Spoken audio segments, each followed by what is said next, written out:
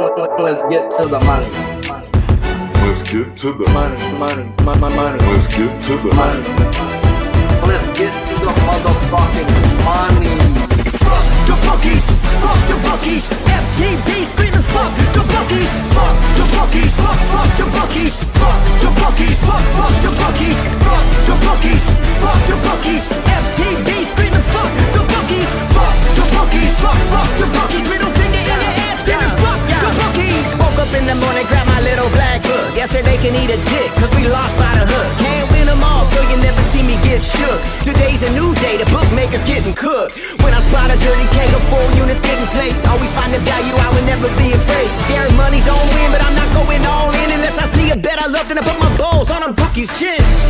Let it all soak in, doubling my bread, winning money with my friends. If you got the itch and you wanna go big, follow Sharpie bets and you gon' really fucking win.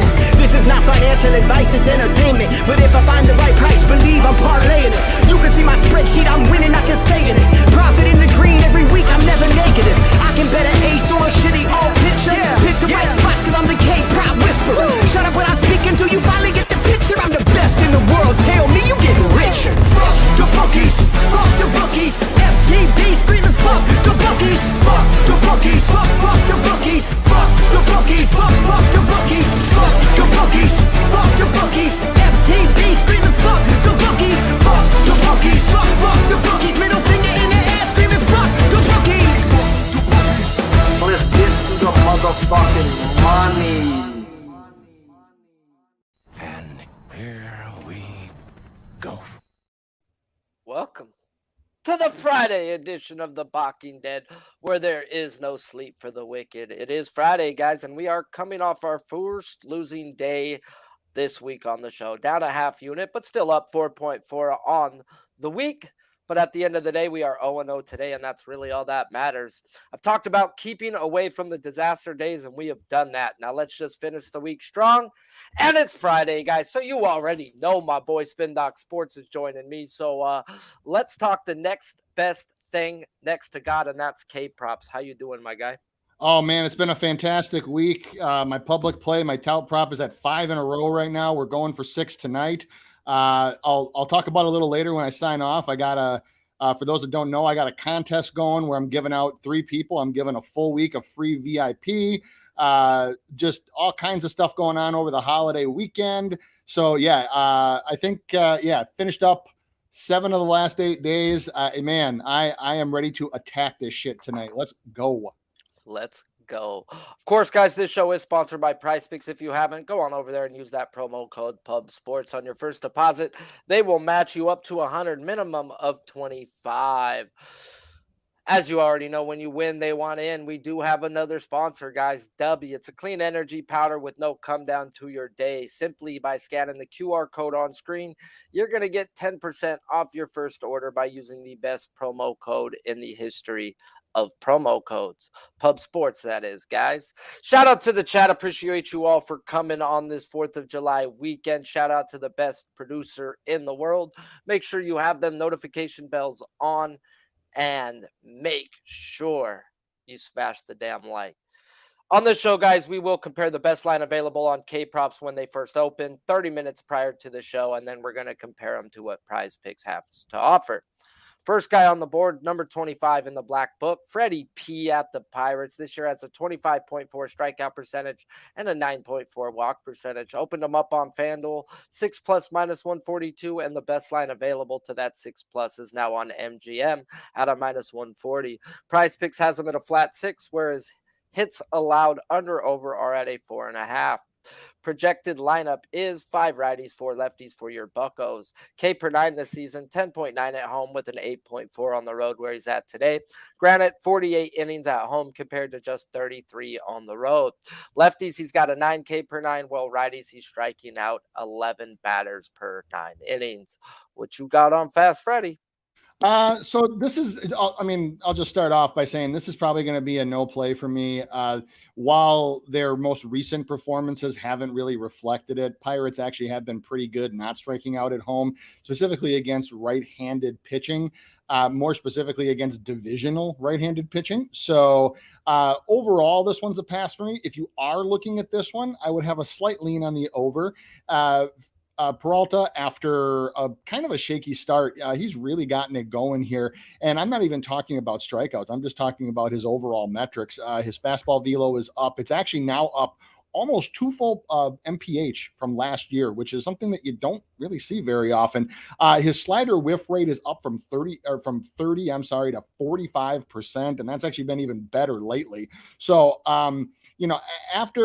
after seeing some high strikeout guys most recently, or higher strikeout guys most recently with the Padres, and having a home to home, that's really one of the only things that keeps me off of this one. If you gave me a free play, I would probably do an over, and this actually might still be one that I'm looking to alt down one and go over with another pitcher anyway. So other than that, slight lean on the over, but to me, this line is set reasonably well.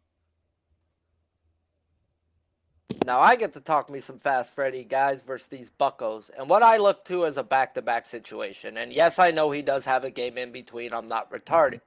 But for me, guys, anytime seeing the same team within 15 days is just never a good thing, especially after what Freddie went out and did to these boys. And that was 6 innings and I think 9 or 10 strikeouts at that time, guys, and just yapped them. So the one thing about that is it was moving day that day, guys. So the lineup is actually projecting 5 different batters than what he faced 10 days ago. And you give me 5 different batters, we may have to look, as I already know their top 2 guys are on the IL. So we're going to go look at their Pirates numbers over the last 2 weeks. And I get it. It says they're not striking out and they're walking league average. Excuse me. That's what you get when you drink root beer. But they're not hitting, guys, for the life of them either. They're bottom 2 in team batting average and OPS while being dead last in isolated power. Now, we know there's more ways to hit your K prop than just looking at the walk and strikeout percentages. And that's projecting him to be out there long enough to hit it. And versus these numbers, he should have ample opportunities. But this is all depending on the lineups for me, guys. As like I said, they are projecting 5 different bats. I need at least 3 at bats for me to even consider it on a 15-day rule. And I may be actually going towards I may actually go look and take his outs, guys. And that's the way I attacked it the last time versus the Pirates, and he racked up a boatload of strikeouts. But you know what? He still cashed my over 17.5 that day. Let's just go look at the past 15 days where it says that these buckos are not striking out, and look at the guys who we bet on. We took Musgrove yesterday. He got us there. 6 strikeouts, 6 innings.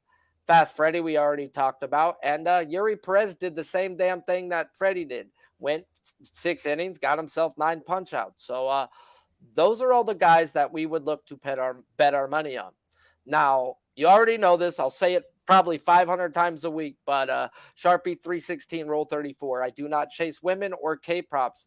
And Freddie's a 5.5 juice, guys. And if you're going to go off his averages, which I do bet people's averages, this ain't his fucking average, guys. So if I do bet him, I'm going to do like the man next to me just said. I'm going to take him down 1, and I'm going to probably strap him up to the guy I've got a whole lot strapped up to today. So, yeah, I will take him down if I get in. And right now, guys, they're projecting a whole different lineup than what he just seen 10 days ago.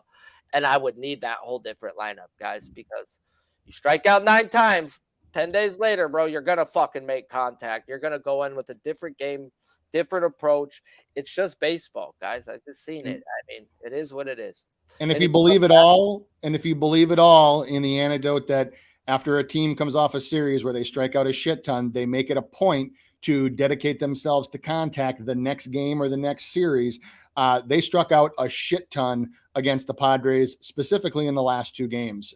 You're talking close to 40%. So if you believe in that now the muscle memory is going to say, okay, we're going to try to make contact and not swing so freely, then this could be there could be a lot of take spots for this one. I would say, yeah, but no Brian Hayes or Reynolds. True. Very true. Bro, what the fuck is this team? Yep. Very Like, true. I'm afraid of those 2 at bats, bro. And especially at the top of a lineup. Now you got what? Connor Joe, Santana, Lewinsky, whoever. Yeah.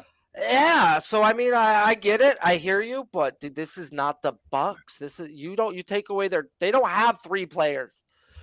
Nope.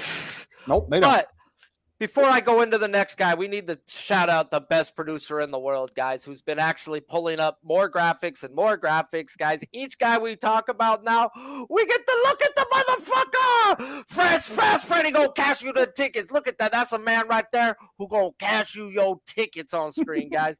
So let's get into the second guy on the board since we've got a lot of aces on this Friday. Pablo Lopez, who wears short shorts? Pablo Lopez wears short shorts, number 35 in the black book, guys, at the Orioles. He has a 30% strikeout percentage on the year with a 6.8 walk percentage. Opened him up 6+ minus 112 on FanDuel. Now he's at a minus 140 to that 6+ on FanDuel. And that's pretty much where he's at on a lot of books now, 140 to the 150. PrizePicks has him at a 6, whereas hits allowed under over are at a 5.5. The lineup is out. It is 7 lefties, 2 righties for your birds. K per 9 this season, it's been pretty much the same home road, 11.5 at home, 11 on the road. He's dominating righties with a 12.1 K per 9 with a nice 10-point K per 9 versus the left-handed side. Let's talk us some Pablo. And before we do, if you don't know on this show, me and Chris talk pretty much every day about these K props and whatnot. If we see something or have something we can't figure out. And then we always tell each other what we're betting that day, guys. And we do not talk on the days of the show. And he came in there like before. He said, I think you're going to like this take on this Pablo right here. I says, bro, I might end up being with you, bro. Because, yeah, let's talk about it. Yeah. So line's been bouncing. It's gone from a heavily juiced over 5.5 to a heavily juiced under 6.5. This usually indicates in these spots that this was after the Orioles lineup was released. So this usually tells me in this spot that the books are saying, we think he's getting 6 exactly. So we want juice both ways. That the most likely result is 6 exactly. But looking deeper on this one, the Orioles have a 31.9% chase rate. Their contact on that is slightly above average. Why this is important is this is a 2% over MLB average, and Lopez has a 96th percentile chase rating. That's how he gets his misses. That's how he gets ahead in the count, and that's how he gets strikeouts, is getting people to chase.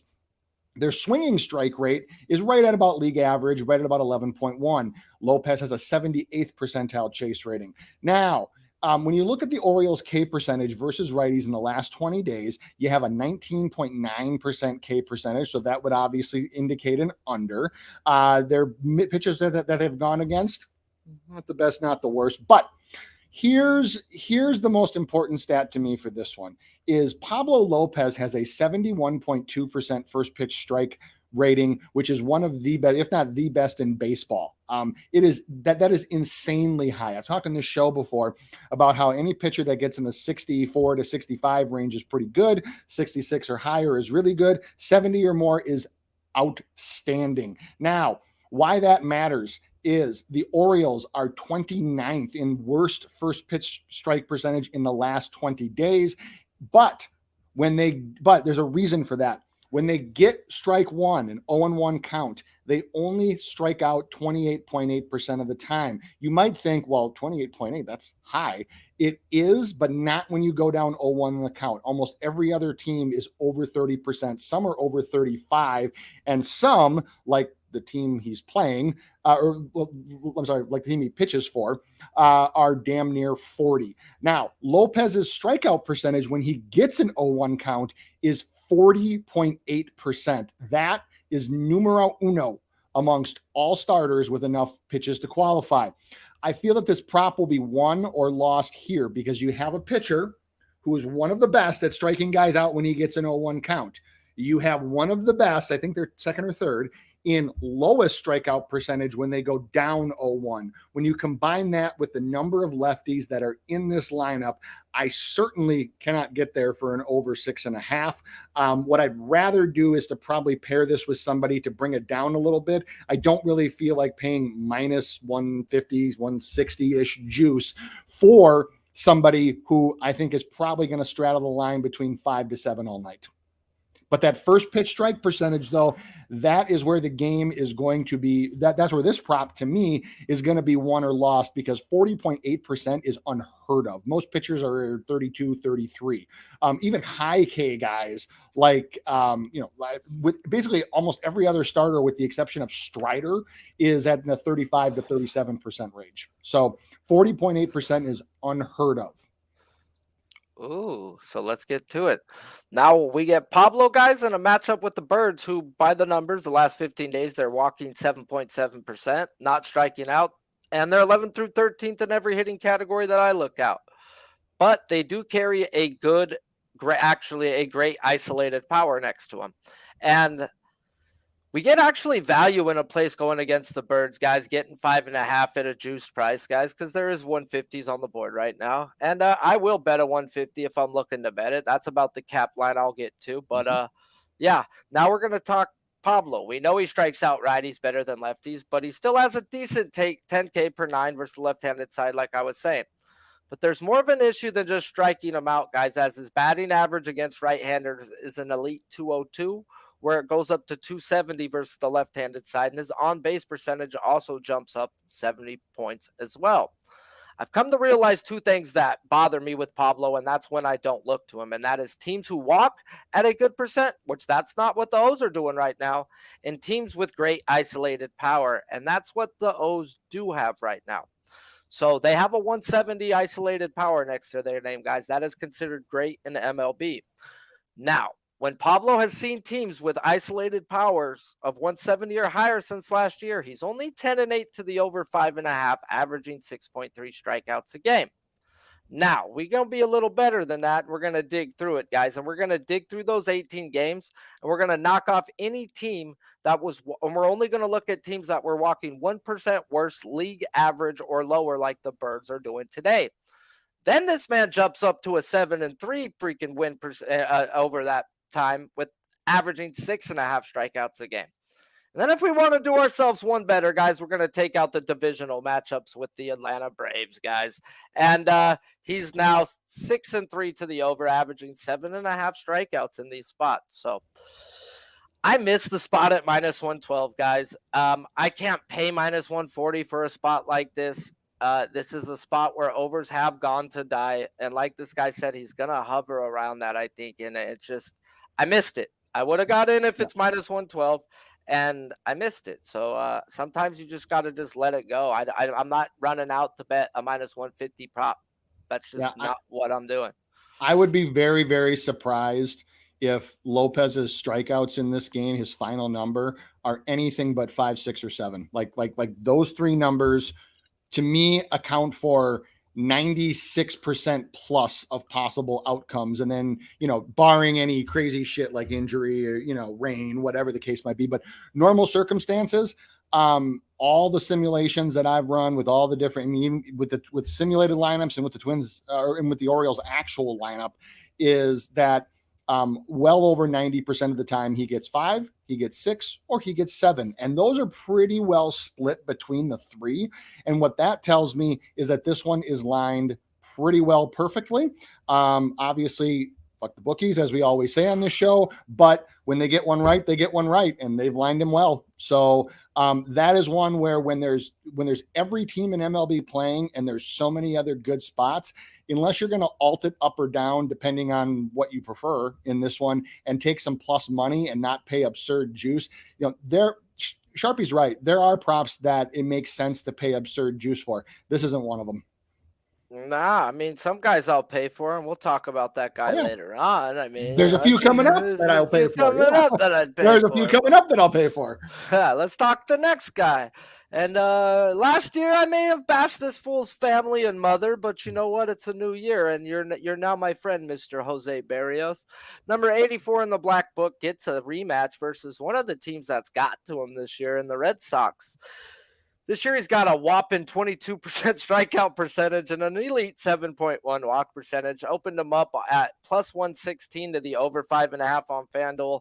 And in the morning, there was some minus 160s out there and plus money to the over 5.5. Pretty much still the same, guys, whether you either want minus 160 or plus money. And that's where he's at. PrizePicks has him at a 5, and earn runs under over are at a 2.5.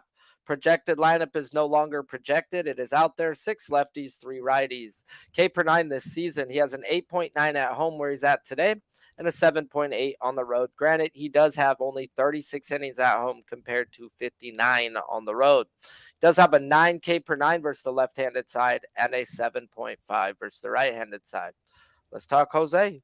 Yeah, Mr. Berrios, guy I'm familiar with because he used to pitch here. So, but let's talk about the Boston Red Sox. And traditionally, and I see this across gambling Twitter, is that, you know, the narrative that the Red Sox are disciplined, they don't strike out much. That might be true for the whole season, but we don't run the whole season here because, like, to compare stats in April and May, like early May, no, like that just doesn't correlate. So if you think Boston is one of the most disciplined teams in MLB these days due to their K percentage, think again. Last 20 days, their chase rating is way above average at 30.4%, and their overall contact rate is right at average, 77.3% for the Red Sox, 76.3% across MLB. So where you go deeper into this one, you see in first pitch strikes, Boston is bottom 5 last 20 days, 63.8%. That is the same exact to the T number that Berrios is at. So you can safely assume that first pitch strikes tonight will be around 63 to 64%.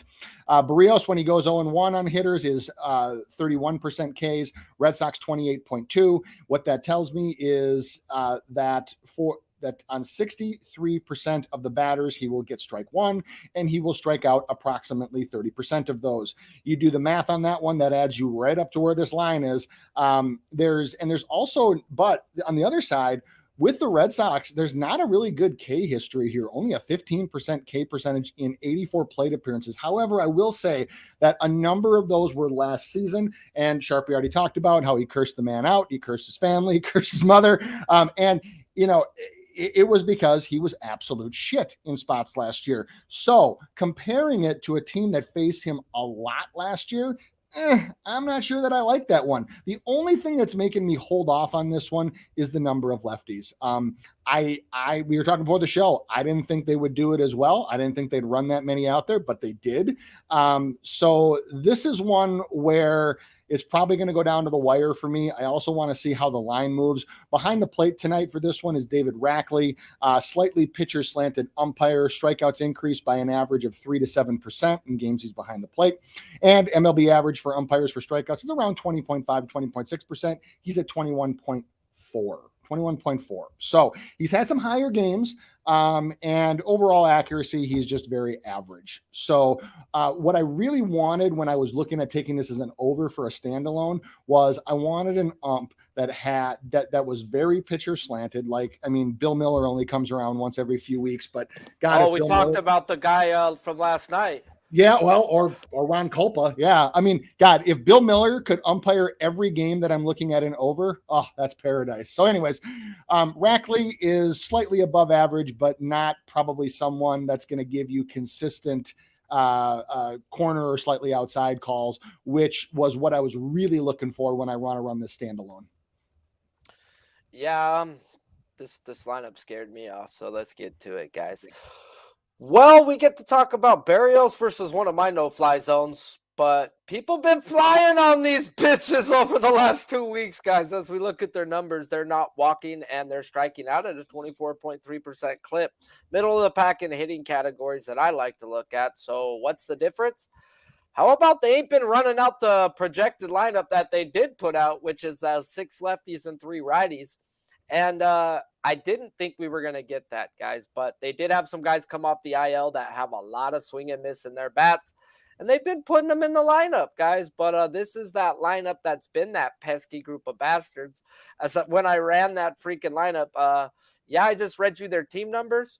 Let me go pull you up that lineup number because I did it while we were doing it right before this show, and it was disgusting.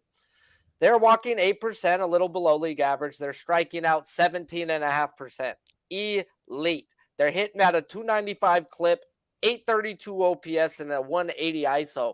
This lineup's fucking humming of the Red Sox, guys. So they ain't been used this lineup in a while, but in the last 15 days numbers, they do got 300 plate appearances. So that's enough to tell me, ruh-roh, Shaggy, because why can't they run the 6 righties they've been fucking running out versus everybody, guys? Because I really don't even need to tell you everybody who's dominated versus them over the last 15 days, because this ain't the lineup that has dominated them, guys. So be very careful. I wanted Berrios today.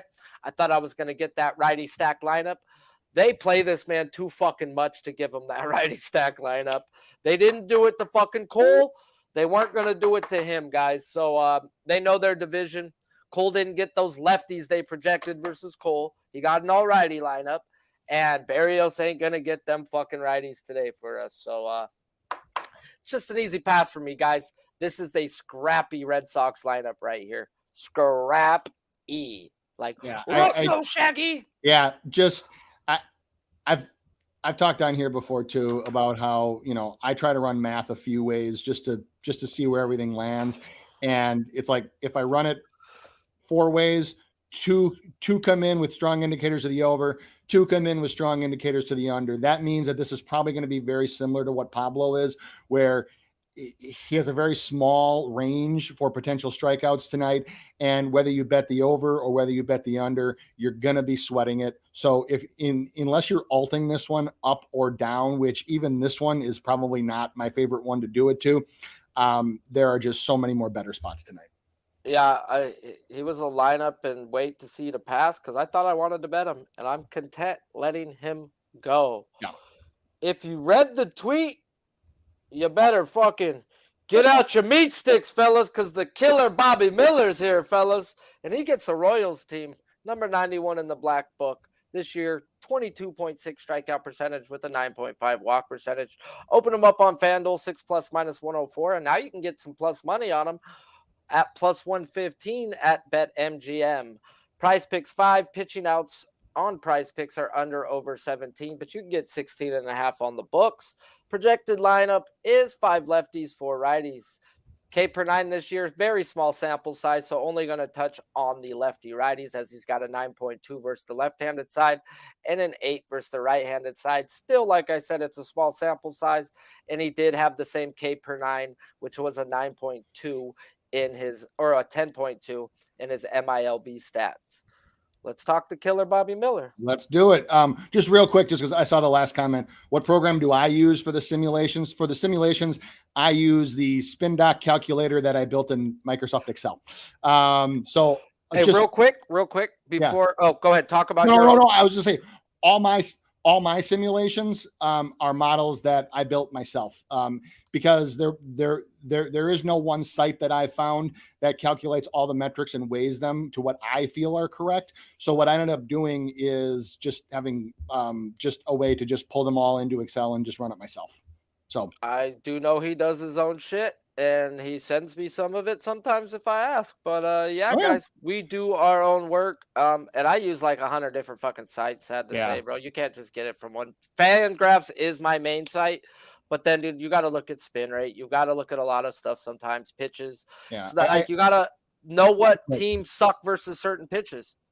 I was just going to say, for anybody listening who wants to get a lot of this, like the most data that I pull is pulled from Fangraphs. It is the best site, I think. It's the best site, period. And it's free. And if you ever feel like donating money, go ahead. But I've never gave him a penny till I have to. No. Anyways, real quick before he gives you a breakdown, guys, I do got a half unit alt parlay with the lineups coming out with the Pirates. It's at -122. Took Freddie Peralta down to 5.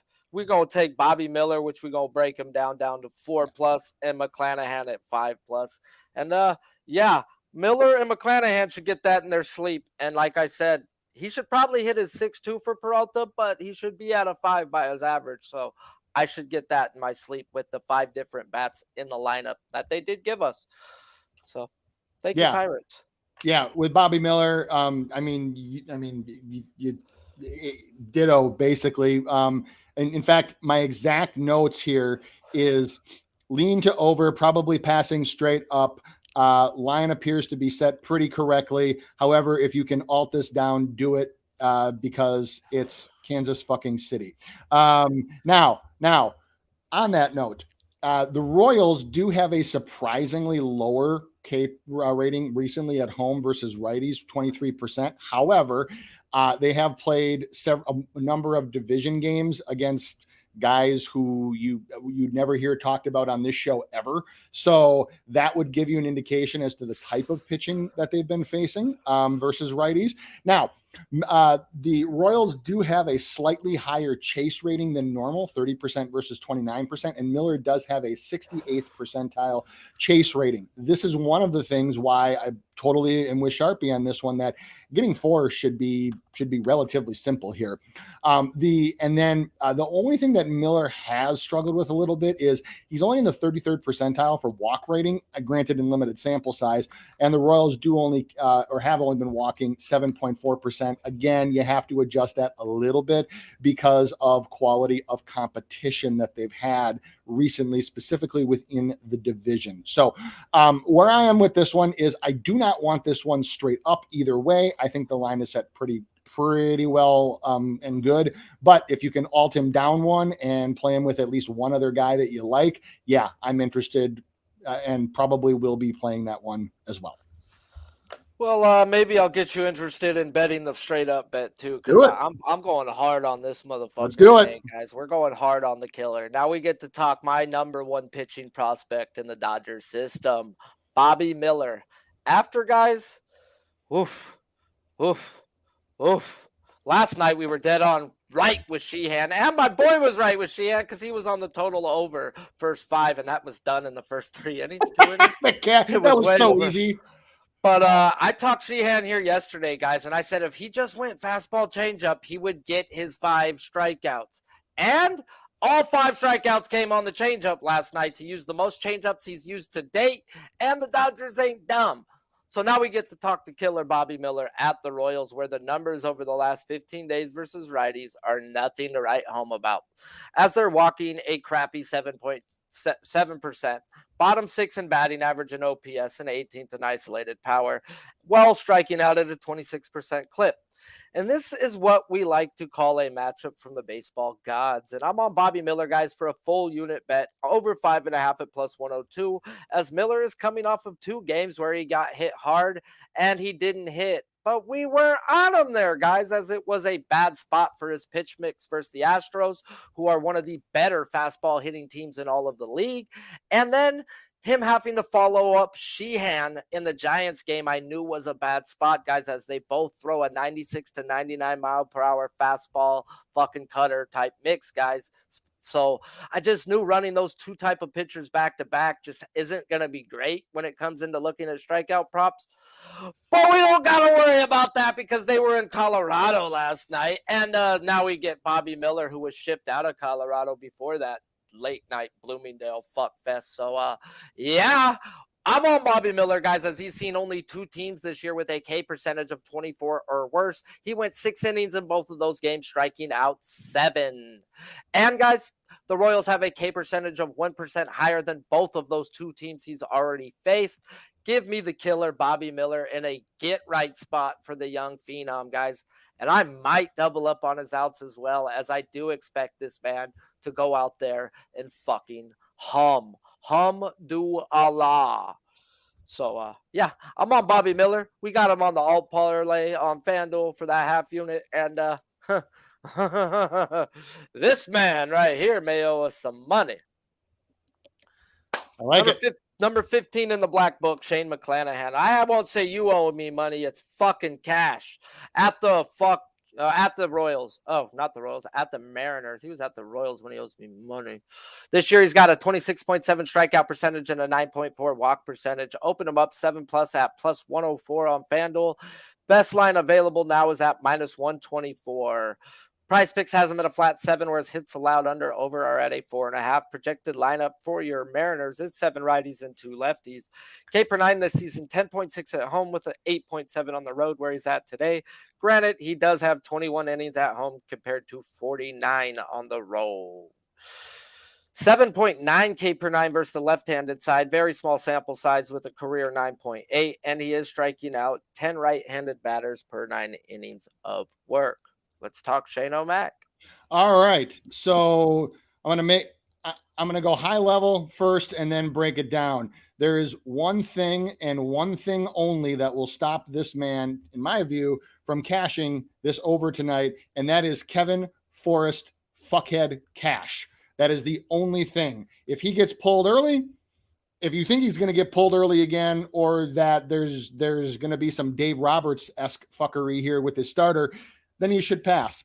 If not, there's only one way to go. Are you going to take an under with Seattle against a pitcher like McClanahan? No, of course you're not. That's silly. So Seattle has an outrageous K percentage versus lefties in the last 20 days, 29.9%, and an even more outrageous 2.7% walk percentage. My God, that is horrendous. McClanahan has an 87th percentile chase rating. Mariners chase at league average, but their contact rate when they do chase is 52.8%. That is almost 4 full percentage points below. And keep in mind, in these metrics that I'm looking, these swing metrics, teams are normally within 1 to 2%. So to be almost 4% below league average, not counting his early exit, McClanahan averaged 6.47 innings pitched in his last 5. Tonight's out prop indicates that he's probably going to go, or that they think he's going to go 6. I think the reduction is because they're scared off by Cash too, so he can always be pulled early. So you take his average, dial him down just a little bit. But I mean, if he gets his normal pitch allotment, he can easily hit 7, you can hit 8, you can hit 9. I don't know if I can go as high as 10, but just because of, I don't know if they'll let him go over 100 pitches. But if you let this man go out here and just throw his game and throw 100 pitches tonight, he could K 10 of these motherfuckers because they can't do shit against left-handed pitching. Every number says it. So I said, the only thing that will prevent Shane McClanahan from hitting this tonight is Kevin Cash. End of story. All right. Now I get to talk Shane O'Mac in a matchup, like he said, from the baseball gods. What else do you want? Yes, he's coming off an injury. That's like, well, guys, like he said, he went over the last 20 and 30. Their last 200 plate appearances isn't that much better. Guys, they're 7th in team batting average. Woo. 12th in OPS, yet almost fucking 7th worst in isolated power. They're not walking a league worst 5.4% and striking out a little over 28% of the time. Yet he's coming off of an injury. So the question is, can we bet him? I sure as fuck did. Team Sharpie sure as fuck did. And we got in at that plus 104 as soon as it dropped, guys. And I would bet him up to a minus 135-ish as he is coming off of some back tightness. And yes, his velocity was down the first 2 innings in that game. But it did come back, guys, in the last 2 innings when his strikeout started pummeling up. His velocity was back, and they still went out there and fucking yanked him, and they babied him, guys. And I get it. They got to be safe and play on the safe side of their prize possession. And they let him go throw a side session, guys, with no problems. They gave him 2 extra days rest in between his last start. So they didn't put him on the IL. That means he's not hurt. That means his velocity was fine in his side session and that they just erred on the side of caution. And because of that, I'm erring on the side of you fucking owe me money, and this is a great spot to fucking get it, guys. So I've got a full unit on the 6.5 at plus 104. Like I said, we do have that alt parlay at minus 122 for a half unit with him pulled down to 5, Freddie at 5, and Miller at 4 for a minus 122. And then, guys, I doubled up, guys, because like he said, the only way he fucking loses this prop is by Kevin Cash. And I took his outs over 17.5 for a full unit at minus 140. He goes 6 in his fucking sleep, guys. The only way he gets pulled is at 70 pitches, 6 innings, and that's his fucking cap. You ain't getting me, motherfuckers. So he can have 7 strikeouts in 6 innings. He can have 70 pitches in 6 innings. This dude is a hog. But I expect this man to be fucking fired up, more fired up, guys. Coming out hot and ready, guys, like a fucking Little Caesars pizza, guys. And he's going to show them he ain't fucking hurt. And I wouldn't be surprised if he strikes out the fucking side just because he's fumed. Matt, you want to see I'm not hurt? Okay, hey, Cash, 3. Am I hurt? And I expect that type of attitude to come from this man today, guys. I really fucking do. And they don't got a fucking prayer versus Shane McClanahan. They got a prayer if Cash wants to be Cash. But like I said, guys, they would have put him on the IL if anything was wrong in that side session. Yep. 15-day IL easily, because even if you do that, how many starts does he miss?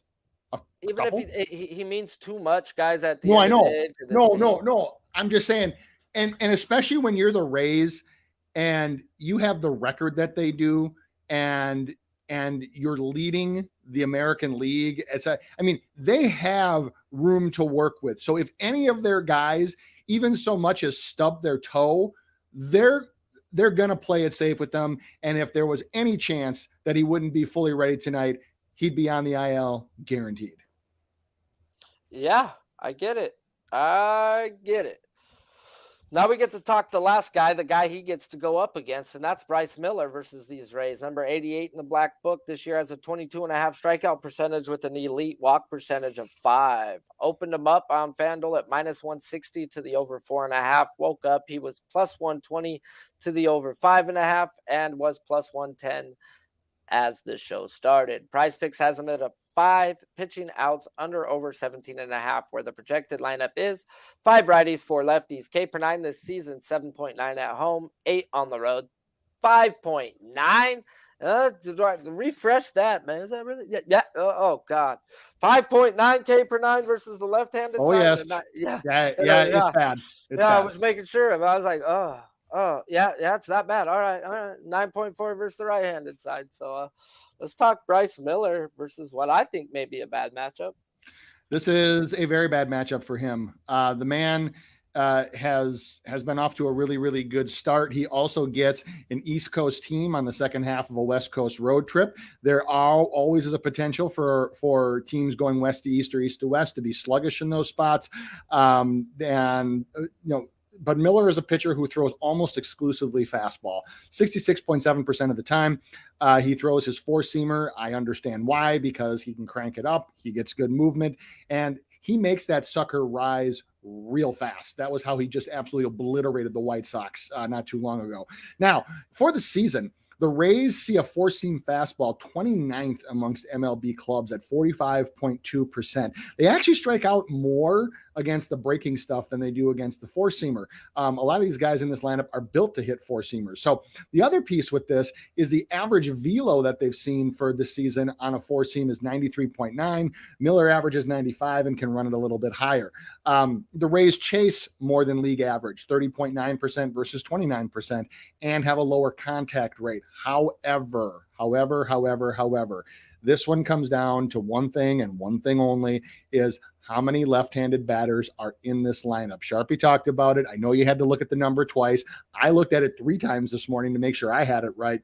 12.8% K percentage against lefties at home. Good God. That is hideous for a guy with the stuff that he has. Right now, the Rays are projected to run 4. If they run 4, there is not a chance in hell I can take this over, and you shouldn't either. He says, and you shouldn't either.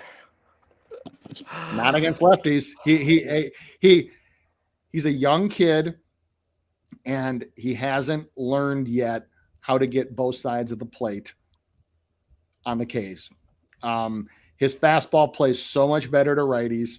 So, I mean, if I'm the Rays, I run like I might call up 2 more left-handed guys from the minors and run them. I mean, the numbers just don't lie. So, unless he miraculously found out how to strike out lefties in the last 4 days, which I doubt. If the Rays are going to run, I mean, I would even say if the Rays run 3, I would pass on this one. That's how shaky it is against lefties. Yeah, man. We get to end this show talking the other Miller on the slate now, guys. Yeah, he's the other Miller on this show. And he gets the Rays, guys, who over the last 15 days, they're walking league average, not striking out, 5th through 7th in team batting average and OPS, while middle of the pack isolated powers. So the numbers say no. And even the lineup says no to me, guys. As like you said, they're projecting 4 lefties, and in Miller's time in the big leagues, he's had a major issue putting away lefties with a disgusting 5.9 K per 9 compared to his 9.4 from the right-handed side. Now, one thing I do look for when running Bryce is a team who takes first strikes and they whiff, guys. Those are 2 things I'm gonna need with a guy throwing a fastball 66 fucking percent of the goddamn time. Now, there is some whiff percentage in this lineup, guys, but the problem is 3 of the top 4 bats in this lineup don't whiff. And when you're running a K prop of 5.5, you're probably going to need to see the third time through the lineup to get that. And when you got to see Diaz, Franco, and Paredes the third time, bro, they're not fucking striking out more often than not, guys, at the end of the day. So this is the most analytical team in all of baseball. And I do expect them to load up lefties, guys. They have the freaking opportunities, the availability to put 6 out there if they want to. And wouldn't be surprised if that's what they do. Now, there is one thing that can happen here, guys. And we will always say on this show that good pitching beats good hitting. And the ace effect is here, guys. And meaning if Miller gets through that first inning, 1, 2, 3, we could be in for a 1 hour and 45-minute game, guys. As like I say, good pitching beats good hitting, and Shane O'Mac, is in Seattle. So we know one part of the show is going to be there. So if Miller shows up, guys, and he may be a live bet spot, guys. And I'm not going to look to live bet him, but if you want to bet his K prop over today, wait till the first inning, guys. I don't think he's going to get one through those big studs in there, and you'll get a better number on that whiff percentage that on the guys in the back who do whiff, guys, because that top part, they just don't whiff. And if you're going to come at them fastball, híjole chingalo, you may be in for a long fucking night. So, but good pitching does be good hitting, but I could see him going out there 6, 7 innings like he's done before and having 3 strikeouts. Like that's been one of those days for Bryce Miller, guys. So happened against the Yankees. He didn't necessarily pitch poorly. He just didn't strike anybody out. Yeah, that shit happens, guys. So you load up lefties. And the other part with that, Sharp and I were talking about that yesterday as kind of like my final thought here, is that, understand that pitchers can, a pitcher can very easily, it happens all the time, can strike out 6 or 7 and have 6 or 7 earned runs. Happens all the time. So understand that if you're on a side for a game, like let's say you were looking for whatever reason to back the Mariners tonight, not sure why, but let's just say you were, and you hear us talking about Bryce Miller and you're like, wow, I think he's going to pitch well. We never said he wasn't going to pitch well. We just don't know how many he's going to strike out. Yes, there's a difference in striking people out and galactic difference there. Huge difference. We both were on Lynn getting his ass kicked and hitting his strikeouts, and that's what happened. Exactly what happened. You were on the over first 5, and someone's like, Sheehan's gonna get 5, and you're like, yeah, and he's still gonna give up some runs. So, bro, I never said he's gonna pitch poorly. I just said he's not gonna get strikeouts. That's all I said. Happens, bro. Life's a bitch in the American. And we get to hit this quick little recap for those showing up. Please smash the like, as it does help the algorithms more than you know.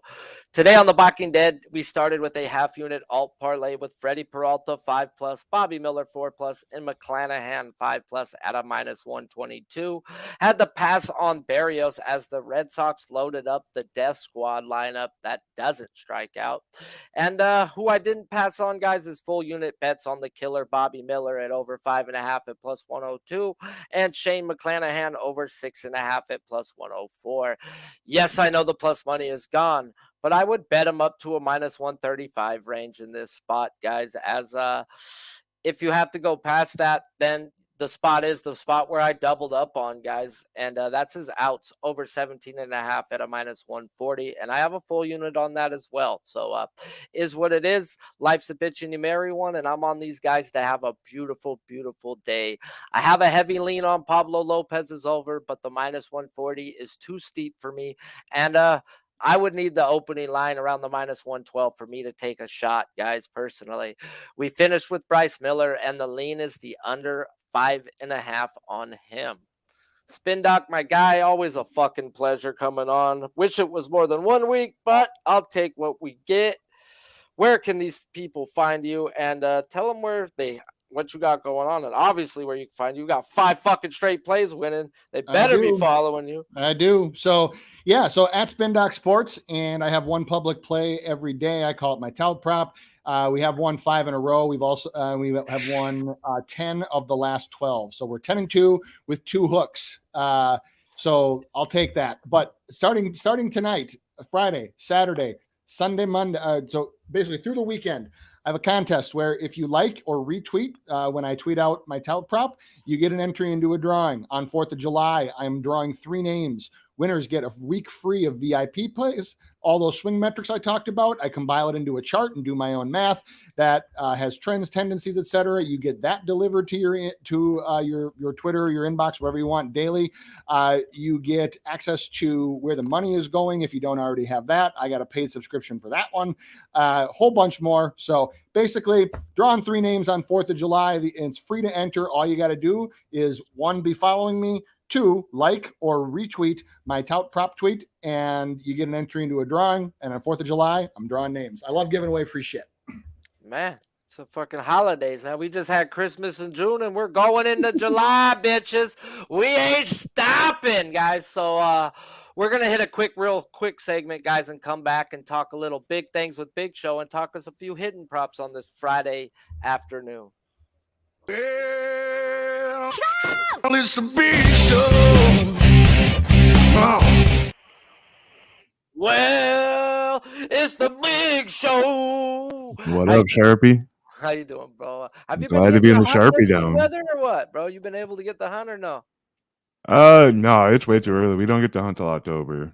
That's horseshit. So the warm weathers, you don't get to hunt. You got to go sit outside when it's fucking balls cold. Well, I mean, they do it for like health reasons because the deer aren't like super healthy right now. And normally, if you shoot a deer, it takes several hours for it to pass on, and it's just chilling in the hot woods and shit.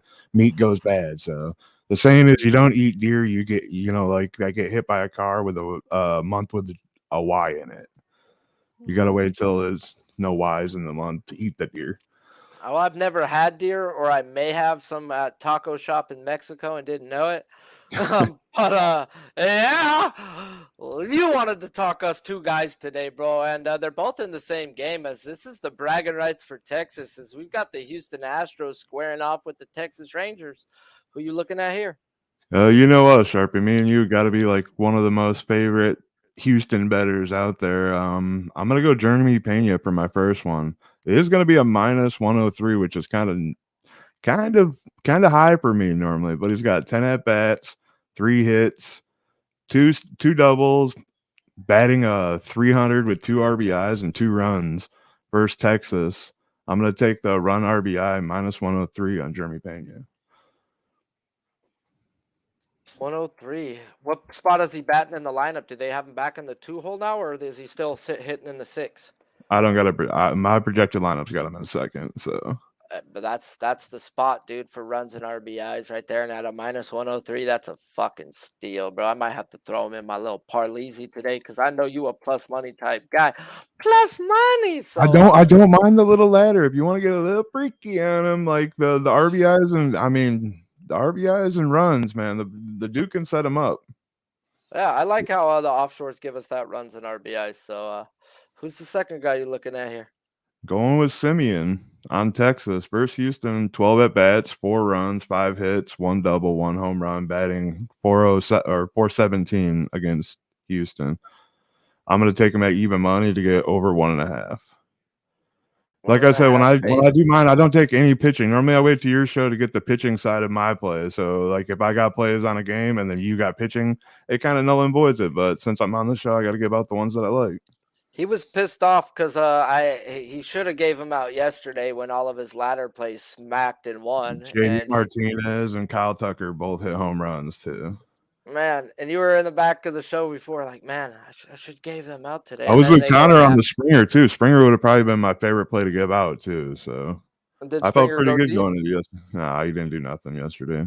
Oh, you fucking bum, Springer, you bum. Yeah.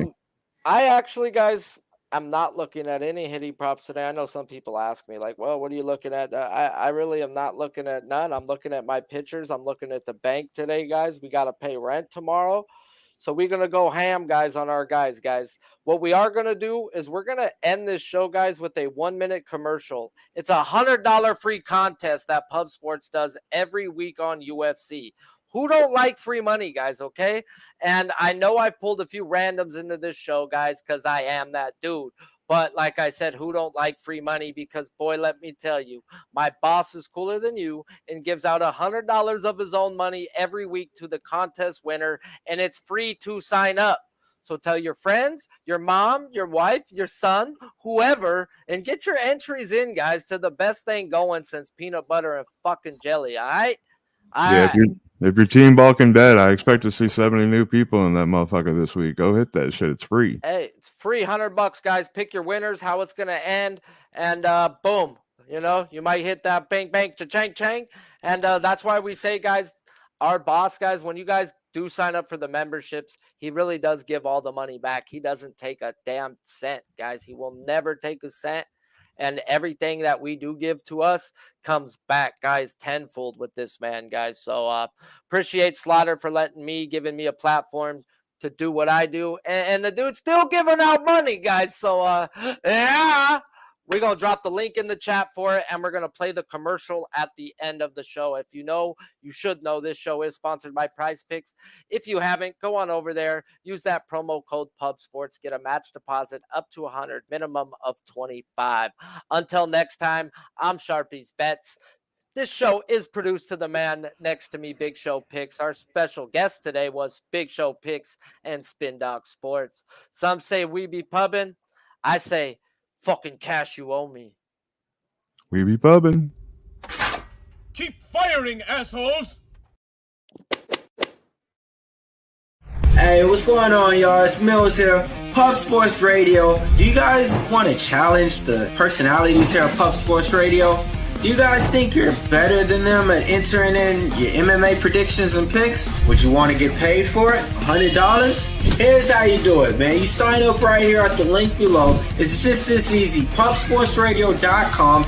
Enter your email. Pick your weekly picks. That's it. Oh, and you get bonus points if you can predict how they're going to win in what round. Every single week, a new winner's getting crowned. So every Saturday on Pub Sports Radio. So come on and check us out. You can win $100 just for signing up. Only thing you need to do is see if you can beat us here at Pub Sports Radio by entering your UFC predictions and picks weekly. Do it.